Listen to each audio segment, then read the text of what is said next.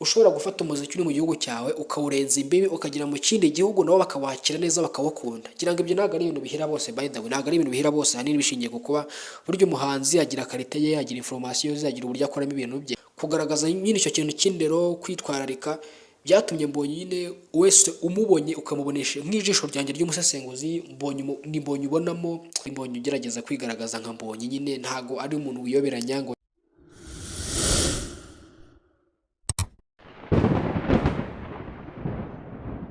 Ibihe byiza nshuti bakunzi mudasibwa gukurikirana amakuru n'ibiganiro bya Taifa Rwanda. Uyu munsi wa none rero tugiye kureba hamwe igitaramo cy'imbaturamugabo mu minsi yashize umuramyi cyangwa se umuririmbyi w'indirimbo zo kuramya no guhimbaza Imana Israel Mbonyi yakoreye mu gihugu cy'Ubudage. Iki ni igitaramo gikomeye cyane cyabereye mu Budage, aho n'ubundi ari iserukiramuco cyangwa se urujya n'uruza rw'ibitaramo rutandukanye Israel Mbonyi amaze iminsi akorera mu bihugu byo hanze, yaba muri Amerika, i Burayi n'ahandi. Ngira ngo ni ibitaramo n'ubundi bimaze igihe kinini, kuko murabizi neza ko Mbonyi ni umuhanzi munini mu Rwanda, ni brand nini.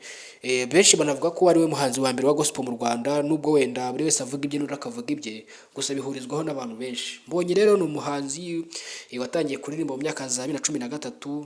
Ngira ngo nk'uko yabitangarije kimwe mu bitangazamakuru byo mu Rwanda, yigaga mu gihugu cy'Ubuhinde, hanyuma indirimbo avuga ko yanakoreye production ntoya, hanyuma akayohereza mu Rwanda, agasanga indirimbo yaramaze gufata, yaramaze kuba success ishobora ngo mu bitangazamakuru bitandukanye.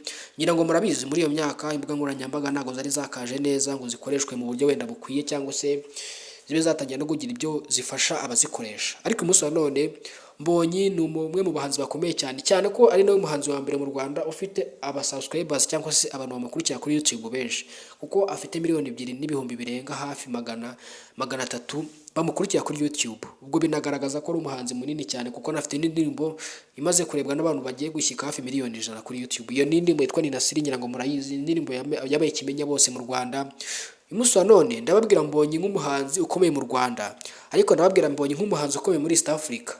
Umunsi wa none Mbonyi arajya mu gihugu cya Kenya akisanga, arajya mu gihugu cya Tanzania bikabukwa, yajya mu gihugu cya Uganda akisanga ni mu rugo.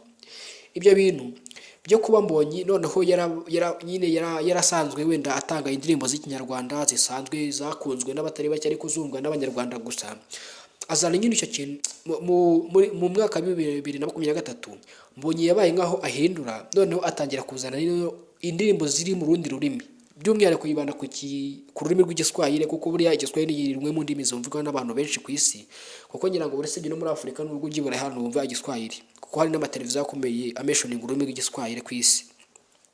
Mbonyi akimara guhindura umuvuno avuga atagiye mu Giswahili, noneho ibintu bihindura isura. Ngira ngo murabizi asohora indirimbo zitandukanye yasohoye zikundwa n'abatari bake, akora indirimbo ziteye ubwoba z'Igiswahili. Ngira ngo murabizi indirimbo zakunzwe n'abatari bake, ndetse agerageza kurema icyo kintu cyo kuba ushobora gufata umuziki uri mu gihugu cyawe ukawurenza imbibi ukagera mu kindi gihugu nabo bakawakira neza bakawukunda. Ngira ngo ibyo ntabwo ari ibintu bihira bose, by the way ntabwo ari ibintu bihira bose, ahanini bishingiye ku kuba burya umuhanzi agira karite ye, agira information ze, agira uburyo akoramo ibintu bye, ariko ntabwo ari bose bagira hanze ngo byakirwe kimwe. Uyu munsi hari abahanzi bagerageje gukora nyine icyo kintu cyo kuba agiye kuririmba indirimbo z'Icyongereza, Igifaransa, Igiswahili n'ibindi, ariko ntabwo ari bose babikoze ngo babahire. Ubwo birumvikana ko ari amahirwe kuri Mbonyi uri gukora ibitaramo rero ku mugani w'Iburayi, ari mu bikorwa byo kwiyamamaza kandi akundwa n'abatari bake. Ni umuhanzi munini, ni umuhanzi ubona ko ari kugenda agataramira abantu bakishima bagafashwa. Gusa ni Mbonyi unashyirwaho igitutu n'itangazamakuru, asabwa kuba yakubaka urugo, asabwa kuba yarongora, gusa we ntacyo abivugaho. Ubona ko ari umuhanzi utuje uri gukorera Imana, cyane ko mu biganiro agirana n'ibitangazamakuru bitandukanye mu myaka ishize yavuze yuko ubukwe bwe buzaba ari kwa gatandatu, nk'uko bamwe mu bafana be wenda tubyitega, cyangwa se bamwe mu bakunzi be babyitega, bategereje ubukwe bwa Mbonyi. Gusa ni Mbonyi bigeze kuvugwa mu nkuru zitandukanye, usibye ko byaje kugaragara ko ari ibinyoma. Ni Mbonyi bigeze kuvuga ko afite umwana, gusa agerageje wenda kubyakaho ubusobanuro avuga yuko nta muntu n'umwe ugomba ubusobanuro ku buzima bwe bwite, kandi koko ni nabyo burya umuntu afite ubuzima bwe bwite abayemo, ntabwo ari ngombwa ngo buri wese amenye ibyawe. Hanyuma rero Mbonyi ni Mbonyi wenda wamenyekanye mu bindi bintu birimo nko kuba yorojeje bikari n'icuruzi ikurikiranya. Ni Mbonyi uzwiho kuba afite igitaramo yubatse, ndetse n'igitaramo ni brand nini, igitaramo kiba buri Noheli, ubwo ni icyambu concert. Nibona ko ari kugerageza kubaka nyine ikintu cyo kudevelopa umuziki we ukagera ku rundi rwego. atari ukuvuga ngo aracungira ku mbuga nkoranyambaga gusa. Ni umuhanzi ubona ko ari kugenda gukora ibitaramo hanze y'u Rwanda, ni umuhanzi uri kugerageza gucreatinga nyine iyo opportunity hanze y'u Rwanda, bikanamugiraho ingaruka nziza, bikamugiraho ingaruka nziza binshiye kuba nyine n'umuhanzi uzwi, wumvwa, ufite platform nziza, ufite izo mbuga nkoranyambaga yamamarizaho ibitaramo byiwe, afite izo Facebook zikomeye, Instagram. Ni umuhanzi ubona ko afite management nziza.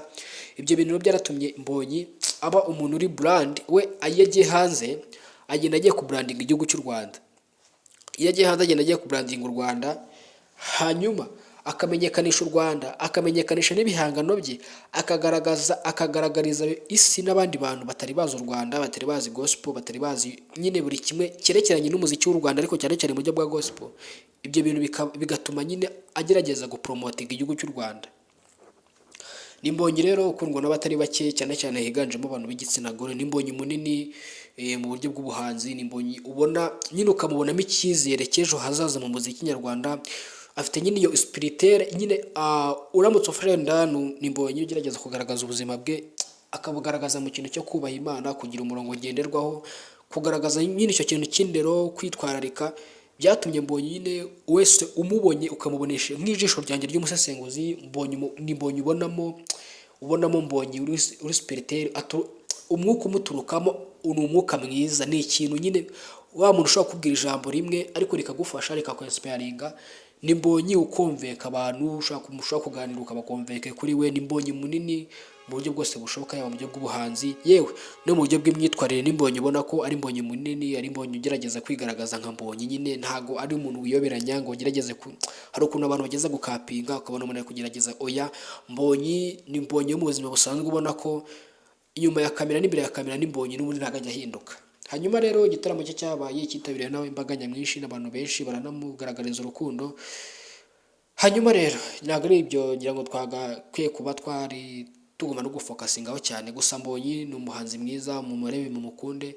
Aracyafite n'ubundi bitaramo bikomeye ku mugani w'Iburayi, azataramira mu bihugu bitandukanye, nk'uko n'ubundi yabyiyemeje buri mwaka agomba kujya hanze akerekana n'abadiaspora.